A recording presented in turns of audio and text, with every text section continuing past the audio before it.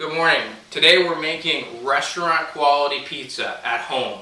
After high school, I spent several years in the restaurant business managing Italian restaurants, and I've literally made thousands of pizzas. So I want to show you some of the techniques that you can use at home to make that great restaurant quality pizza any night of the week. So to make your restaurant quality pizza, you're going to need a few tools. One, you're going to need a pizza stone. This is going to heat up with your oven to about 500 degrees, depending on how hot your oven can get. And this is going to really cook the pizza from the bottom up and give you that really nice crunchy crust that you get when you order from a pizza restaurant. You're going to need a pizza peel. This is going to allow you to easily put the pizza in the oven and take the pizza out. And I'm going to show you more about that when we talk about the technique. You're going to need what I call a spoodle. It's really just a ladle that's bent flat. You can get one of these. You can get an actual ladle that's low cost at Walmart, $2 or $5, and actually just bend it flat yourself. And this is going to make for painting the pizza very easy. Obviously, you're going to want to have a pizza cutter. This is for obviously cutting the pizza. No surprise there. And if you have a good set of oven mitts, you're going to want these so that you don't burn yourself. So let's talk about the pizza dough. This here is actually dough that I bought from a local pizza restaurant. There's nothing wrong with going in and buying, some of your ingredients. Here in Houston, and sometimes during the year, it's very difficult to make pizza dough because with the humidity, it doesn't rise well. It's also hard on occasion to get the gluten content in dough right, which allows you to really stretch the dough out so that it's not tearing easily. You're also going to need semolina, extremely important. A lot of people will use cornmeal. Cornmeal has a very distinctive flavor, where semolina has almost no flavor. And what this is going to allow you to do is coat the dough with semolina, and then it's going to allow you to pound out the dough so that it doesn't stick to the surface that you're using. So now we're ready to actually pound out our pizza dough and make a pizza. So I've already got the stone in the oven, and it's already at about 500 degrees. So you want to take the time to let the stone come to temperature. You also want your pizza dough to be at about 60 degrees, about room temperature, so that you don't get a lot of bubbles when it cooks in the oven. So we're going to take the pizza dough, and we're going to put it into your semolina, and we're going to turn it and coat the entire dough ball. We're going to take a handful of semolina and we're going to put it down onto the area that we're going to pound out the dough. Here we have the top of the dough ball. This is going to become the bottom of your pizza. So we're going to flip it over.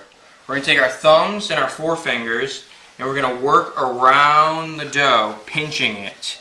And what this is doing is this is creating what will become our pizza crust. So we go all the way around. You want to let the dough come to 60 degrees because if you don't, the cold dough will cause a lot of bubbles in your oven. So we're going to press out any air, just kind of press it straight down. And now we're going to actually start pounding out the pizza. So depending if you're left-handed or right-handed, you're going to do this differently. I'm right-handed, but I actually pound left-handed. So just do whatever feels comfortable to you. So you're going to start, and I take my hand and I'm kind of going to dig it into the crust here. Take my other hand, I'm going to pull the dough.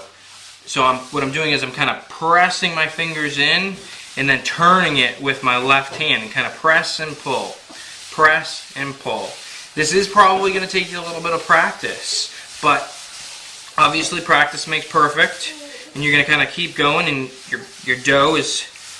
the crust is getting thinner and thinner, and that's just good. And then you're going to kind of just drag the dough across your fingers at the top.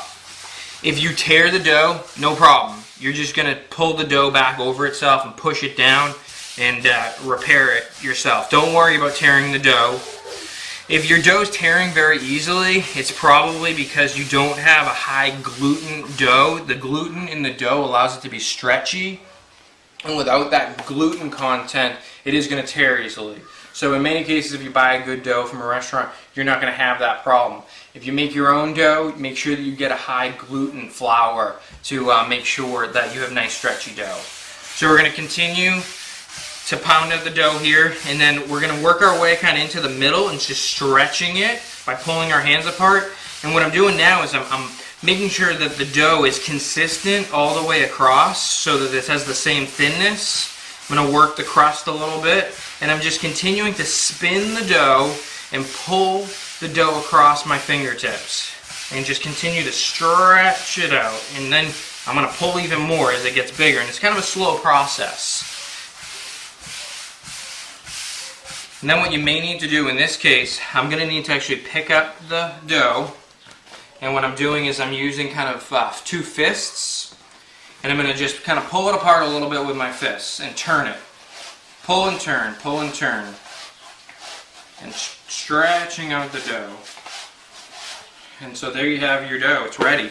It's ready to be made into a perfect pizza. I'm just going to get it a little thinner.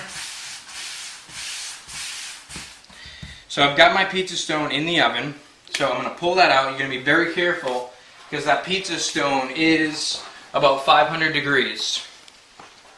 So I've got my peel, I've got an oven mitt on.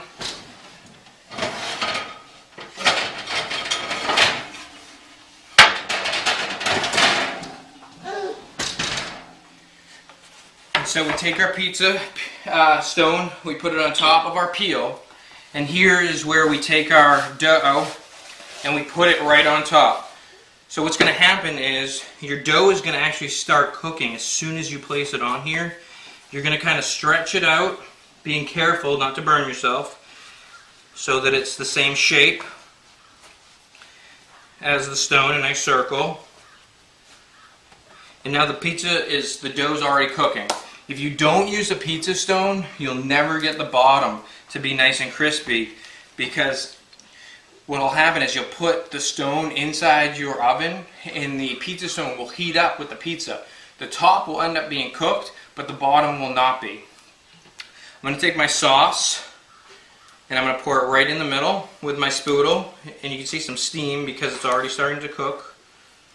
And I'm going to, in a clockward motion, a circular motion, bring my sauce out to the edges.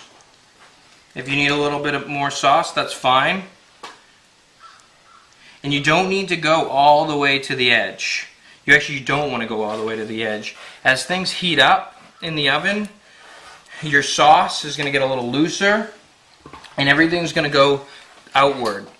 Next, I've got my cheeses. I'm using a provolone cheese. Actually, this is a mozzarella that I'm starting off with. And I get slices because the slices, I think, have the best flavor. A lot of times when you buy shredded mozzarella, there's almost no flavor to it. So I'm using a boar's head sliced mozzarella that I'm starting in the middle again, and I'm working my way out to the outside. This is going to allow, as the pizza cooks, everything to move outward. And if you look, you can see that the cheese is already even melting because it's on the hot pizza stone. Next, I've got a boar's head provolone that I'm working with, that I'm placing on. I'm actually going to end up using 4 different cheeses. And then I've got just a Kraft sharp cheddar. And we're going to take this and we're going to make sure we get all the way to the edge. And then in the middle. Going to kind of clean it up a little bit around the outside. I'm going to take a little bit of Pecorino Romano, just sprinkle over the top. And then we're going to sprinkle with a little bit of oregano. So we're going to take this, we're going to put it back in the oven, and we're going to slide it off the pizza peel. We're going to kind of just let it slide off right into our 500 degree oven. We're going to close it and we're going to put on a timer for 8 minutes. In about 8 minutes, we're going to be enjoying restaurant quality pizza at home. So here we're taking out, 8 minutes later, we're taking out our beautiful restaurant quality pizza made right here at home. You can take a fork and you can just pop the bubbles, and you can actually kind of, as it goes along, watch and just make sure that if you do, you can kind of pull some of the cheese in a little bit if you need to. And there you have it. A beautiful pizza that's nice and crispy, not only around the edge, but on the underside of the pizza. As you can see how nice and perfectly cooked the bottom of the pizza is. And that's because we had the pizza stone inside the oven before we actually placed the pizza in the oven. So lastly, we need to cut our pizza. We're going to cut it into 8 slices. So you're going to wait about 5 minutes after the pizza comes out of the oven. You want the cheese to congeal a little bit, or when you cut it, all the cheese is going to run off the pie. So we're going to go ahead. We're going to slice through 1, 2, we got 4 slices, and then we're going to cut those slices in half. Then we've got our beautiful pizza slice with a gorgeous crispy bottom. Enjoy it. So make sure to read my entire blog on this post. If I've missed anything, I'll make sure to write it in the instructions. I'll also have the full recipes for my sauce, for what kind of cheeses I use, more information about dough. If you've got any questions, feel free to leave a comment below, or you can send me a note on Twitter or Facebook. Thank you.